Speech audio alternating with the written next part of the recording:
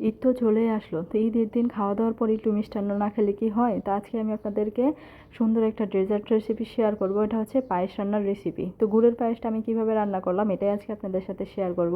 আমরা ব্রাহ্মণবাড়িয়ার মানুষ কিন্তু গুড়ের পায়েস খেতে অনেক পছন্দ করি। তো পায়েসটা কিভাবে রান্না করলাম তাই আজকে আপনাদের সাথে শেয়ার করব। তো এখানে নিয়ে নিলাম আমি 2 লিটার দুধটাকে আমি ভালোভাবে বলকা নিয়ে নেব। তো এটাতে কিন্তু বেশি পরিমাণ পানি দেওয়া যাবে না, আমি হাফ কাপের মতো পানি অ্যাড করেছিলাম। দুধটা যখন বলক চলে আসবে তখনই অ্যাড করে দিতে হবে সাবুদানাগুলো। তো আমি এখানে নিয়ে নিলাম সাবুদানা। তো সাবুদানা আমি এখানে 400 ml নিয়েছি, আর মেজারমেন্ট কাপের হিসেবে বললে মেজারমেন্ট কাপের 1.5 কাপ সাবুদানা এখানে আছে। তো এখন আমি সাবুদানাগুলো দিয়ে দিব। সাবুদানাগুলো দেওয়ার সাথে সাথেই কিন্তু এটাকে নাড়াচাড়া দিয়ে দিতে হবে, তা না হলে কিন্তু তলানিতে এটা জমে যাবে, তখন কিন্তু পায়েসটা খেতে তেমন একটা ভালো লাগবে না। তো সাথে সাথেই কিন্তু এটাকে ভালোভাবে নাড়াচাড়া দিয়ে মিশিয়ে নিতে হবে। এখন এটাকে অনবরত নাড়াচাড়া করতে হবে। আর এই তো এখানে হচ্ছে গিয়ে 3টা তেজপাতা, একটা দারচিনি, একটা এলাচ দিয়ে দিলাম। এটা কিন্তু ফ্লেভারটা অনেক সুন্দর আসবে পায়েসে। আর একটু পরপর নাড়াচাড়া দিয়ে দিতে হবে, তা না হলে উপরে সর বসে যায়। এই তো এখন এটাকে রান্না করে নিতে হবে, এটা ঘন হয়ে যাওয়া পর্যন্ত। তো এই পর্যন্ত কিন্তু আমি এখনও কোনো কিছু অ্যাড করিনি, মিষ্টি জাতীয় আর কি। তো মিষ্টি জিনিসটা অ্যাড করতে হবে আরও পরে। তো এই তো এখানে আমি কিছুটা জাফরান, কিছুটা বাদাম, কিশমিশ, পেস্তা বাদাম, কাজু বাদাম দিয়ে দিলাম। তো আপনাদের পছন্দ মতো আপনারা যে কোনো বাদামই কিন্তু এখানে অ্যাড করতে পারেন। তো এই তো সাবুটা কিন্তু ভালোভাবেই ফুটে উঠেছে। এখন আমি এটাতে চিনি অ্যাড করে দিব, সরি চিনি না, গুড় অ্যাড করব। তো আমি আপনাদেরকে একটু সামনে থেকে দেখিয়ে দিই এটার ঘনত্বটা কেমন হয়েছে।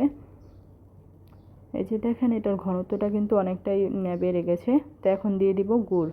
তো গুড়টাকে আমি প্রথমে একটু জাল করে লিকুইড করে নিলাম, তা না হলে অনেক সময় দেখা যায় গুড়টা সরাসরি দিলে দুধটা ফেটে যায়। তো এইভাবে একটু জাল করে নিলে দুধটা ফেটে যাওয়ার কোনো ভয় থাকে না। তো এই তো আমার সাবুদানাটা প্রায় হয়ে গেছে। এখন গুড়টাকে ভালোভাবে মিশিয়ে আর একটু জাল করে নেব। কেউ পায়েসটা একটু ঘন খেতে পছন্দ করে, আর কেউ একটু পাতলা পছন্দ করে। তো যারা কিনা একটু ঘন খেতে পছন্দ করেন তারা হচ্ছে গিয়ে পায়েসটা আমি যে পরিমাণ দুধের মধ্যে যে পরিমাণ সাবুদানা দিয়েছি 2 লিটার দুধে ওরকম পরিমাণে দিবেন, তাহলে কিন্তু ঠিক হবে। আর যদি একটু পাতলা খেতে পছন্দ করেন সাবুদানাটা একটু কমিয়ে দিবেন, তাহলে কিন্তু এটা লিকুইড হবে একটু। আমি কিন্তু এখানে 1 চিমটি পরিমাণ লবণ ইউজ করেছি। তো যে কোনো মিষ্টান্নতে কিন্তু আপনারা একটু লবণ ইউজ করলে দেখা যায় স্বাদটা ব্যালেন্স হয়, খেতে কিন্তু অনেক বেশি ভালো লাগে। তো এই তো আমার পায়েসটা হয়ে গেছে, এরকম ঘনত্বটাই আমি নামিয়ে ফেলবো। এটা যখন আমি ফ্রিজে রাখবো তখন আরও ঘন হয়ে যাবে, এটা খেতে অনেক বেশি ভালো লাগে।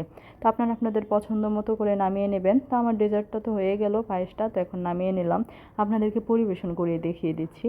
দেখেন কতটা ইয়াম্মি লাগতেছে দেখে না। তো আমি ভিডিও এডিট করার সময় আমার দেখে আবারও খেতে মন যাচ্ছে, কি আর বলবো। তো যাই হোক, এই তো আমার পায়েসটা রান্না হয়ে গেছে, আমি একটু ডেকোরেশন করে নিচ্ছি। তা আসলে দেখতে যতটা সুন্দর হবে খেতে কিন্তু ততটা বেশি ভালো লাগে, তাই না? আমরা ব্রাহ্মণবাড়িয়ার মানুষ কিন্তু এই পায়েস খেতে অনেক পছন্দ করি, আর আমার অনেক পছন্দ বলে আমি এই রেসিপিটা আমি আমার মায়ের কাছ থেকে শিখে নিয়েছিলাম।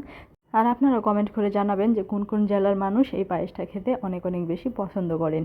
তো এই তো ঈদের দিন ডেজার্ট হিসেবে কিন্তু এটা রান্না করতে পারেন, পরিবারের সবাই অনেক পছন্দ করবে।